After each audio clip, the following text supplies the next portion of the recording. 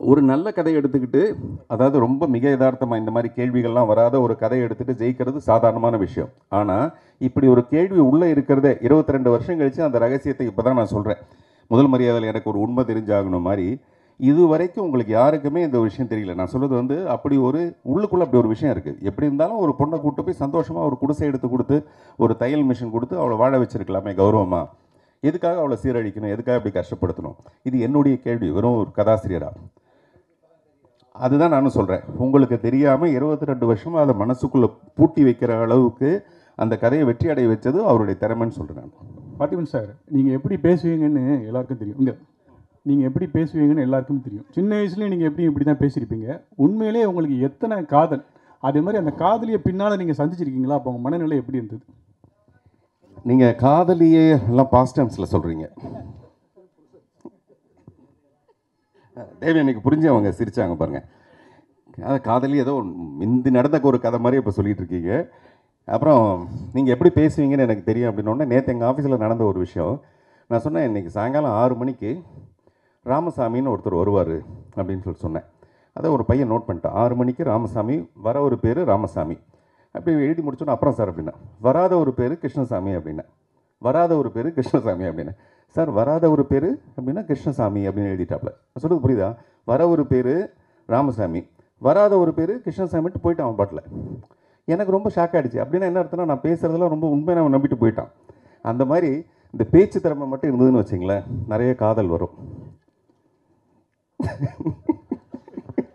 பேச்சு திறமையும் ஒரு காரணம்.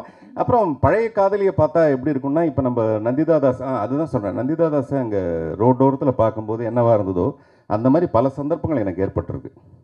இன்னும் நிறைய மாதிரி ஏற்படணும்னு ஆசைப்பட்றேன். உண்மையிலே என்னுடைய அடுத்த புத்தகத்தோட பேர் வந்து வழிநெடுக காதல் பூக்கும். வழிநெடுக காதல் பூக்கும். காதலுங்கிறது ஒரே ஒரு தடவை வந்துட்டுலாம் போயிடாது. காதல் வந்துக்கிட்டே இருக்கும். பட் அதை ரிசீவ் பண்ணுற அளவுக்கு நம்ம இருக்கணும், ரெடியாக இருக்கணும். உண்மையிலே உங்களுக்கு எத்தனை காதல் தான் சார் உங்களுக்கு சின்ன வயசுலேருந்து இப்போ வரைக்கும் வச்சுக்கோங்க? அது நான் வந்து என்னுடைய என் நினைவு தவறும் வரை உன் நினைவும் தவறாதுன்னு ஒரு கவிதை எழுதியிருப்பேன். என் நினைவு தவறும் வரை உன் நினைவும் தவறாது. அப்படி எனக்கு ஒரு நினைவு தவறுற ஒரு நேரம் வரும்போது மொத்தமாக கூட்டி பார்த்து நான் சொல்கிறேன் எத்தனை காதல்ன்ட்டு. ஏன்னா நம்ம இப்போயே முடிவெடுத்துட்டோன்னு வச்சிங்களேன், இதுக்கப்புறம் வர காதல் அதிகமாக இருந்ததுன்னா, டே அறிவு கட்டோன்னே நீ ஏன்டா இப்போயே முடிவெடுத்துட்டேன்னு நாளைக்கு வரப்போகிற காதலி நம்மளை கோச்சக்கூடாது இல்லையா? ஆக்சுவலாக காதலுங்கிறது சார், என்ன நாங்கள் எவ்வளோ காதலிக்கிறேனோ அதுதான் காதல்.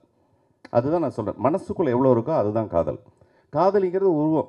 16 வயசில் அவள் அழகாக இருப்பாள். 22 வருஷம் கழிச்சு அவள் எப்படி அழகி மாதிரியே இருப்பாள். ஆனால் அழகி இருக்கா பார்த்தீங்களா? இது வந்து மனுஷனோட காதல். பார்த்துக்கணும் சார். இப்போல்லாம் படம் வெற்றி பெற்றுச்சுன்னா அந்த படத்தில் நடித்தவங்க, இயக்குனர், இவங்களுக்கெல்லாம் வந்து கார் பங்களாலாம் பரிசு கொடுக்கறது வழக்கமாக இருக்குது. இப்போ அழகி ரீரிலீஸ் எதிர்பார்த்ததை காட்டிலும் பெரிய வெற்றி அடைஞ்சதுன்னா இந்த தயாரிப்பாளர்கிட்ட அதெல்லாம் எதிர்பார்ப்பீங்களா?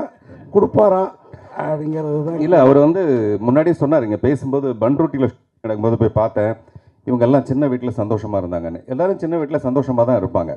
அதனால் நீங்கள் பெரிய வீடு இல்லைன்னா கூட ஒரு சின்ன வீடு வாங்கி கொடுத்தீங்கன்னா கூட சந்தோஷமாக இருக்கும் சார். சார் பார்த்துக்கணும் சார். சொல்லுங்கள் சார், நீங்கள் வந்து பேச்சில் வந்து எல்லாரையும் அடிப்பீங்கன்னு தெரியும். பட் ஆனால் மேடையிலையும் அதேமாரி தான் ஒரு ஸ்பீச் கொடுத்துருந்தீங்க. ஒரே மேடையில் இப்போ இருக்க சுச்சுவேஷனுக்கு கருணாநிதியும் தளபதியும் சேர்த்து வச்சு சொல்லியிருக்கீங்க. ஸோ இது இந்த மேடையில் அவர் தங்கர் பச்சன் ஆப்போசிட்டாக நிற்கிறாரு. இப்போ இதை சொல்லியிருக்கிறீங்க, இது அவருக்கு போயிருக்கோம்ல? இல்லை, அதில் உதயநிதியும் பாதி கூட சொல்லியிருக்கேன் பார்த்தீங்களா? உதயகுமார்னு உதயநிதியோட பாதியும் சொல்லியிருக்கேன். அதனால் கருணாநிதி, தளபதி, உதயநிதியில் பாதியும் சொல்லியிருக்கேன் நான்.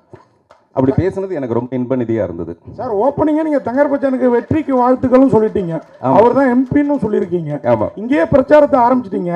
உங்களை மாதிரி தேவயானி மேடம் அவருக்காக பிரச்சாரத்துக்கு, ஏன்னா இவ்வளோ பெரிய வெற்றி இன்றைக்கும் மனசில் நிற்கிது, நீங்கள் போவீங்களா பிரச்சாரத்துக்கு? நல்லா கேட்டிங்க சார். நன்றி இருக்கணும் சார், ஒருத்தருக்கு நன்றி இருக்கணும். நமக்கு இந்த மாதிரி ஒரு நல்ல நல்ல படங்கள், மறுமலர்ச்சி, காதல் கோட்டை, இதெல்லாம் நம்ம கொடுத்தவங்களுக்கு நம்ம பிரச்சாரம் போகணுமேங்கிற ஒரு நன்றி இருக்கணும். சொல்லுங்கள் பார்க்கலாம். பதில் சொல்லுங்கள் மேடம்.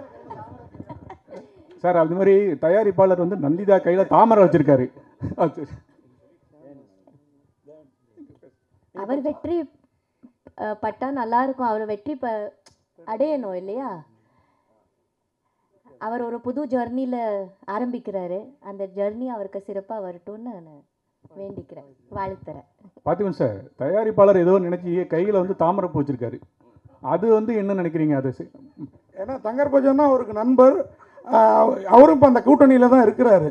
அதனால தான் இந்த ரீரிலீஸோவா எங்களுக்கு அந்த சந்தேகம். அது தெரியல. தயாரிப்பாளர் வந்து தாமரை பூ வச்சிருந்தா தப்பு இல்லைங்க, தாமரைன்னு ஒரு பெண்ணை வச்சிருந்தா தான் தப்பு. அவர் தான் தேவயானி மேடத்தையே சகோதரின்ட்டாரு. தேவயானி கிட்ட வந்து எல்லாருக்குமே அந்த மாதிரியான ஒரு விஷயம் உண்டுங்க. அது ரொம்ப ரொம்ப முக்கியமான விஷயம். அந்த குடும்ப பாங்கான ஒரு விஷயம் வந்து நடிப்பில் மட்டுமே கிடையாது. நான் அவங்கள இப்போ நாங்கள் ஒரு 3 படம் நடிச்சிருக்கோம். 3 படம் தான் நடிச்சிருக்கோம். நான் கொஞ்சம் பொய் சொல்லுவேன், அதனால் மிஸ் ஆகிருக்கும்னு நினைக்கிறேன் நான். ஸோ அவங்கக்கிட்ட வந்து அந்த மாதிரியான ஒரு பண்பு இருக்குது. நம்ம பார்த்தா நான் அழகாக நான் வழக்கமாக சொல்லுவேன், எந்த பொண்ணை பார்த்தாலும் நமக்கு முதல்ல மரியாதை வரணும், அப்புறம் தான் மீதி எல்லாம் வரணும். அந்த மரியாதை வந்து தேவயானிகிட்ட எப்போவுமே வரும். வாழ்த்துக்கள். பார்த்திபன் சார், இங்கேங்க ஆக்சுவலாக இப்போ வர படங்களுக்கு பெரிய படங்களாக இருக்கட்டும், சிறிய படங்களாக இருக்கட்டும், ஆனால் தேட்டர்கள் வந்து கிடைக்கிறதே இல்லை. ரீரிலீஸ் வந்து வருது, சில பேர் வந்து தகவல் ஏன் ரீரிலீஸ் பண்ணோம், எல்லாம் டிவியில் எல்லாத்துலேயுமே போட்டாங்களே எதுக்காக அப்படின்ற ஒரு கேள்வி இருக்குது. ஸோ இதை பற்றி என்ன நினைக்கிறேன், ஏன்னா நீங்களும் படம் எடுத்துகிட்ருக்கீங்க இப்போ இன்ன வரையும். ஸோ தேட்டர்கள் கிடைக்காம நிறைய முறை நீங்களும் சொல்லியிருப்பீங்க. இதை பற்றி என்ன நினைக்கிறீங்க?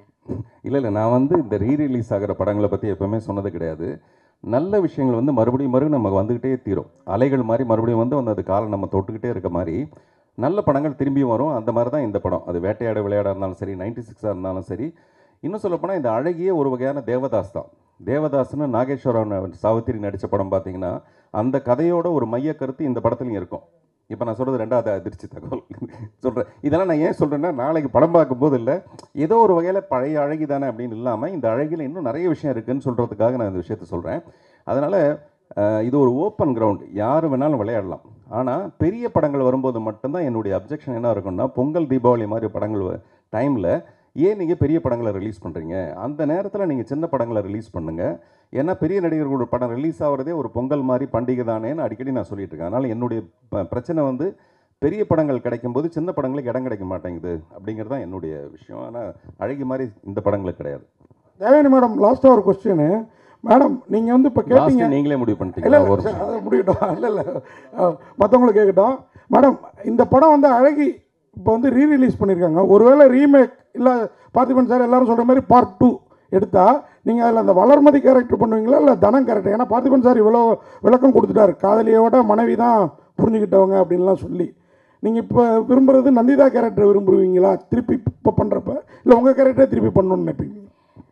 முதல்ல சார் சொல்லட்டும், அவர் பண்ணுறாருன்னா இல்லையா, அவர் முதல்ல ரெடி பண்ணணும் இல்லையா, கதை ரெடி ஆகணும். கதை ரெடியாக இருக்குதா, டைரக்டர் வரட்டும் சொல்லட்டும். முதல்ல சார் தயாரிக்கணுமே. அவர் தயாரித்தா அதுக்கப்புறம் நான் கதை கேட்பேன், என்ன சொல்கிறாரு பார்க்கலாம், அப்புறம் உங்களுக்கு தகவல் வந்துடும். கரெக்டா? இல்லை, பிரச்சனை வந்து ஒரு தயாரிச்சுன்னா அவங்க சண்முகமாக கூட நடிப்பாங்க, நான் வளர்மதியாக கூட நடிப்பேன். அதனால் பிரச்சனை வந்து அவர் தயாரிக்கணும், அவ்வளோதான். இப்போ நாங்கள் பாருங்கள் 2 பக்கம் ப்ரெஷர் கொடுத்து அவங்க வீட்டில் மறுபடியும் சொல்லி எப்படியாவது அழகிட்டு ஆரம்பிச்சிருங்க அப்படின்னு சொல்கிறோம். சொல்லுங்க. புதிய பாதை வந்து அது ரீரிலீஸாக இல்லாமல் அகெயின் மறுபடியும் அதே படத்தை நான் பண்ண போகிறேன். மறுபடியும் ஒரு பெரிய உலக அதிசயம் ரீமேக்னா மறுபடியும் 33 வருஷம் கழித்து நானே ஹீரோவாக நடித்து அந்த படத்தை பண்ண போகிறேன்.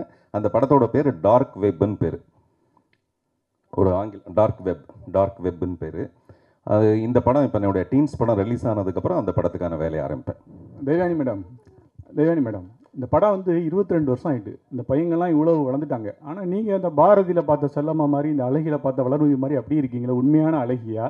என்ன சாப்பிட்றீங்க, என்ன எக்ஸசைஸ் பண்ணுவீங்க, கொஞ்சம் அந்த மாதிரி சொல்லுங்களேன். அது ராஜகுமாரனுடைய சமையல், அது அந்த மாதிரி இளமையாகவே வச்சுருக்கேன் அவங்கள. எல்லாமே கடவுளோட அனுகிரகம் தான் நினைக்கிறேன். அப்புறம் உங்கள் எல்லாரோட அன்பு, உங்கள் எல்லாரோட ஆசீர்வாதத்தினால அப்படி இருக்கிறேன்னு என்னவோ, என்னோட அப்பா அம்மாவோட ஆசீர்வாதத்தினால இருக்கிறேன். ஸோ இட்ஸ் காட்ஸ் கிஃப்ட்னு நினைக்கிறேன். So I have to work இல்லையா, இன்னும் நிறைய எனக்கு பண்ண வேண்டியது இருக்குது, இன்னும் நிறைய நடிக்க வேண்டியது ஆசையாக இருக்குது. ஸோ இப்படி இருந்தால் தானே அதை அச்சீவ் பண்ண முடியும். இன்னும் நிறைய கதாபாத்திரங்கள் பண்ணணும், இன்னும் சினிமாவில் இன்னும் நிறைய சாதிக்கணும்னு ஆசைப்பட்றேன். அதனால் கடவுள் எனக்கு வந்து இதே ஹாப்பினஸோட இப்படியே சந்தோஷமாக. தேவயானியோட புற அழகை விட அக அழகு வந்து நான் ரொம்ப நேசிக்கிறேன். ஏன்னா ஒரு கதாநாயகா நடித்து பரபரப்பாக இருந்து அதுக்கப்புறம் அப்படியே போய் ஒரு ஸ்கூலில் போய் ஒரு டீச்சராக அவங்க இருந்த ஒரு தருணம் இருக்குது பார்த்தீங்களா, அது வந்து ஹேட்ஸ் ஆஃப் டியூ. அது வந்து யாருக்கும் அவ்வளோ சீக்கிரமாக, நீங்கள் சராசரி நடிகைகளுக்கே அப்படி ஒரு எண்ணம் வரவே வராது. அவங்க இன்னும் அந்த மேக்கப்பை கலைக்கவே மாட்டாங்க, அதுலேருந்து அந்த கிரீடத்தை இறக்கவே மாட்டாங்க. அதுலேருந்து ஒரு சமநிலைக்கு போய் சாதாரணமாக ஒரு டீச்சராக ஒர்க் பண்ண ஒரு விஷயம் இருக்குது பார்த்தீங்களா, அது இன்னும் என் மனசுக்குள்ளே அவங்கள பேரழகியாக காமிச்சிட்ருக்கு, அழகி இல்லை.